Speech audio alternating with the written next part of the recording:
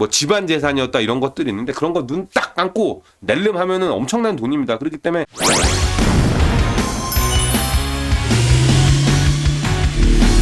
오늘의 주제는 재벌들의 절세 전략입니다. 부제로 전공법은 못 참지입니다. 근데 부제에 담겨 있듯이 여태까지 설명드렸던 그런 절세 전략이랑 달리 오늘은 어떻게 보면 전공법이라기보다는 진짜 그냥 너무 쉬운 내용이어서 재벌들이 절세를 위해 이만큼 노력하는구나 정도만 보시면 될 것 같습니다.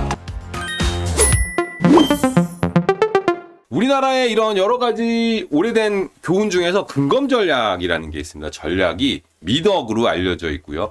세금 전략도 미덕인가요? 미덕이라고 생각합니다. 저는 안 내도 될 세금을 내는 건 정당하죠. 좀 뭐 전략을 하다가 너무 도가 지나쳐서 탈세가 되면은 불법이 되게 되는데 사실은 절세라는 거는 전 누구든지 당연히 재벌들이라도 할 필요가 있다고 생각합니다. 문제는 세금만 전략한다는 건데요. 자, 근검 전략의 반대말을 찾아보려고 검색했더니 쇼핑이라는 누군가의 얘기가 있더라고요. 자, 재벌들이 과거에 차명 계좌를 비롯한 부의 세습 과정에서 많은 문제가 있었습니다. 차라리 불법이면 처벌을 하면 되는데 법을 어겼으니까 법대로 처벌하면 되는데 법의 경계를 넘지 않거나 기존 법의 테두리로는 처벌을 할 수 없는 사실 삼성 같은 경우가 이런 경우들이 좀 많이 있었죠. 예.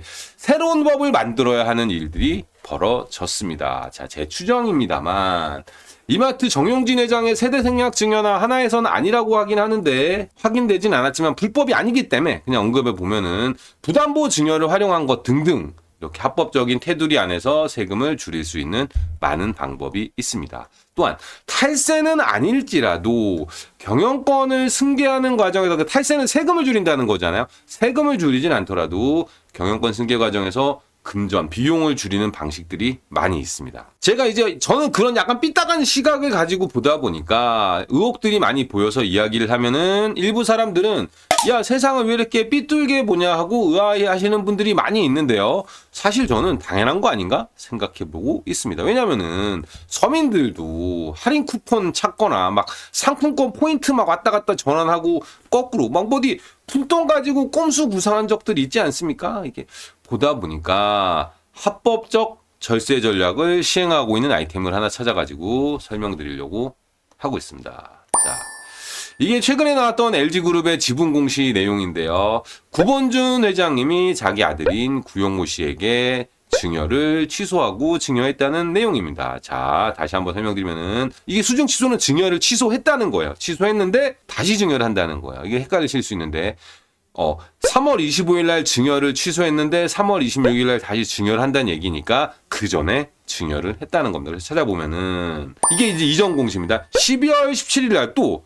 증여를 취소하고 18일 날 증여를 했다는 거예요. 그러니까 12월 18일 날 증여한 거를 3월 25일 날 취소했다는 건데 쭉쭉쭉쭉 가다 보면은 최초 증여 공시가 나옵니다. 다시 제가 똑같은 말 반복해서 헷갈리셨는데 다시 거꾸로 가볼게요. 9월 23일 날 증여를 하기로 했는데 신고를 했는데 그 증여를 12월 17일 날 취소했는데 동일한 수량을 18일 날 다시 증여를 했다. 다시 한번 증여한 거를 또 3월 25일 날 취소하고 3월 20일 날 증여했다. 결국은 증여한 건 똑같은데 날짜만 계속 바꾼 거예요. 왜 이런 일이 벌어졌냐라면은 이게 이제 LG라는 주식의 15년간의 차트입니다. 이렇게 보면은 뭐 변동성은 있지만 금액으로 보면 다른 주식에 비해서 크게 움직이지 않았는데요. 요 무렵에 증여를 했다가 취소하고 다시 이 무렵에 증여를 했다가 취소하고 다시 이 무렵에 증여했다는 겁니다. 자, 돌고 돌아서 이제 일봉입니다. 요날 주가가 8만 원이 넘을 때 증여를 했는데 보니까 주가가 빠진 거예요. 그래서 증여를 취소하고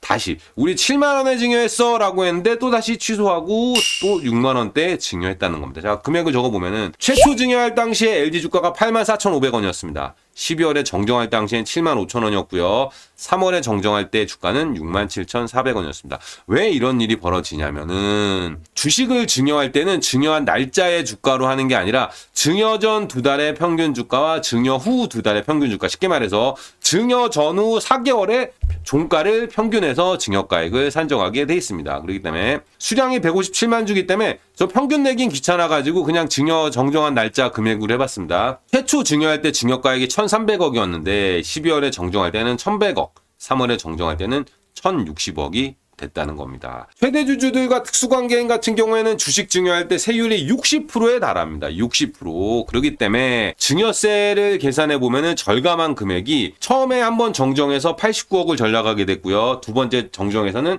71억을 전락하게 됐습니다. 합치면은 두 번의 정정 공시를 통해 전락한 세금이 160억 원입니다. 모양새가 조금 빠질지 몰라도 모양새가 밥 먹여주는 거 아닙니다. 160억 이거 적은 돈 아닙니다. 어차피 재벌들은 주식의 금액보다 주식의 비율, 그러니까 지분율이 중요하거든요.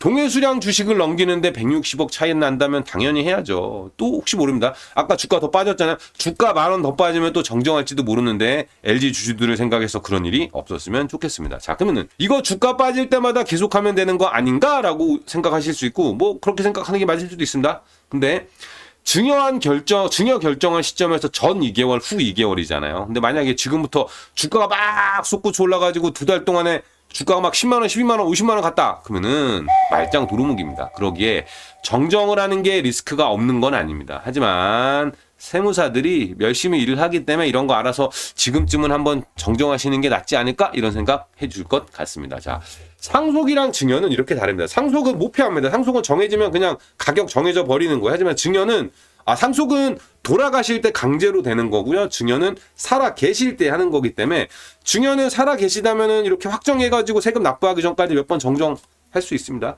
이렇게 열심히 해야 하는 이유 중에 하나는 구본준 회장님 이번에 150몇만 주 증여하시고도 아직 163만 주가 남아 계세요. 지금 가격 기준으로 한 1,000억 원 정도 되는데요.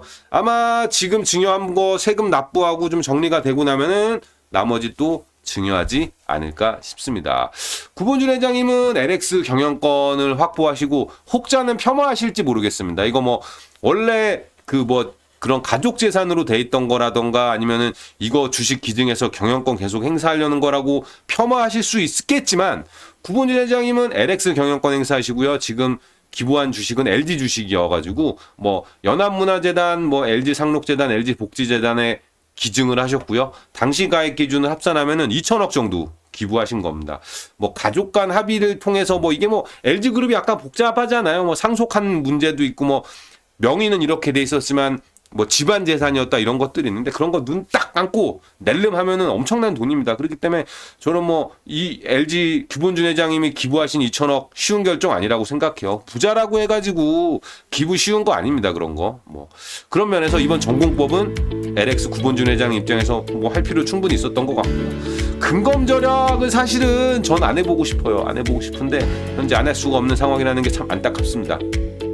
구독과 좋아요는 영상 제작에 큰 힘이 됩니다.